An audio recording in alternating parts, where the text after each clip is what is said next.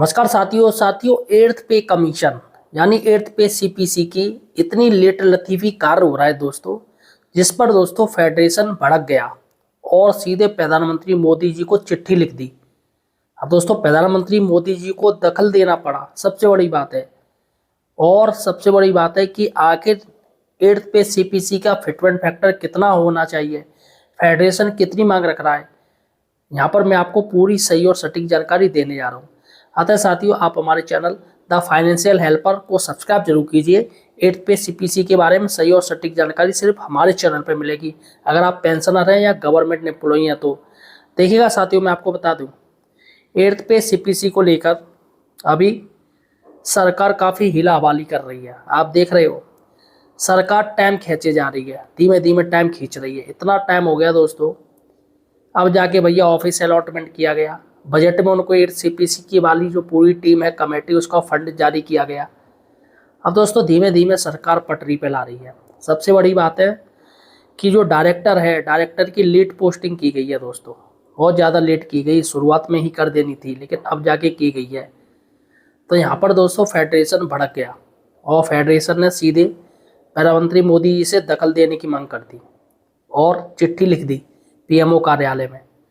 दोस्तों पीएमओ कार्यालय में जब प्रधानमंत्री मोदी जी के पास ये बात पहुंची है, तो उन्होंने सीधे वित्त मंत्री जी निर्मला सीतारमण जी को तलब कर लिया पीएम साहब ने, और पूछा भाई ये क्या ड्रामा चल रहा है, ये आखिर ये क्यों, ये बार बार मीडिया में ये सब चीज़ें हो रही है कि सरकार देना नहीं चाह रही है, सरकार जानबूझ के लेट कर रही है। इस पर दोस्तों वित्त मंत्री निर्मला सीतारमण जी द्वारा भाई उन्होंने अपनी बात कबूली है और इसलिए दोस्तों डायरेक्टर की सीधे सीधे जल्दी से पोस्टिंग कर दी। सबसे बड़ी बात है दोस्तों कि सरकार को एट सीपीसी देना है, सभी कर्मचारियों को, सभी पेंशनर को लाभ पहुंचाना है, लेकिन जितना ये लेट करेंगे उतना दोस्तों मीडिया में इनकी छीछालेथन होगी।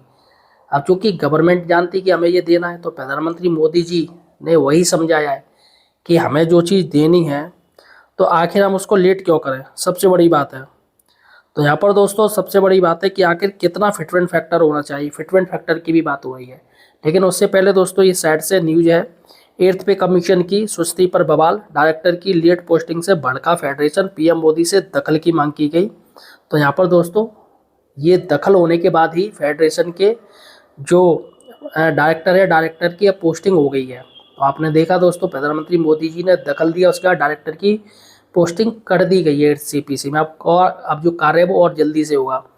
अब दोस्तों बात करते हैं कि आखिर कितना फिटमेंट फैक्टर होना चाहिए। देखिएगा मैं आपको बता दूं, सीधे सीधे जो फेडरेशन जो मांग कर रहा है वो करीब 3%, 3 गुना फिटमेंट फैक्टर की मांग कर रहा है कि हमें 3% यानी 3 गुना फिटमेंट फैक्टर दीजिए। लेकिन दोस्तों सबसे बड़ी बात है कि सरकार का कहना है कि हम 3 तो नहीं देंगे, लेकिन 1.5 के आसपास की बात हो रही है। अब दोस्तों ऐसे में अगर सिर्फ 1.5 गुना अगर गवर्नमेंट देती है फिटमेंट फैक्टर, तो क्या फ़ायदा रहा फिर, आप बताइए क्या रहा? कुछ भी नहीं रहा। बेसिक पे में ज़्यादा अंतर ही नहीं आएगा, और वो भी कब देगी भैया?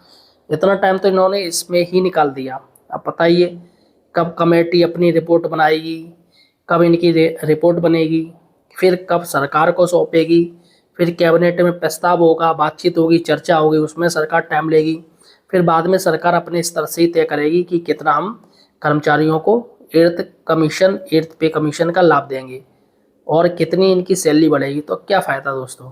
जो अभी बढ़ना चाहिए, अभी हमें फ़ायदा मिलना चाहिए, वो हमें कब मिलेगा ये भी कोई नहीं जानता है। तो यहाँ पर दोस्तों सबसे बड़ी बात है, जो फिटमेंट फैक्टर है वो 3% की, जी हाँ दोस्तों 3 गुना की मांग हो रही है, लेकिन सरकार हमें 1.5 ही देना चाह रही है। तो फिलहाल साथियों आपको क्या लग रहा है, सरकार कितना फिटमेंट फैक्टर रख सकती है, ये मुझे कमेंट सेक्शन में बताइएगा।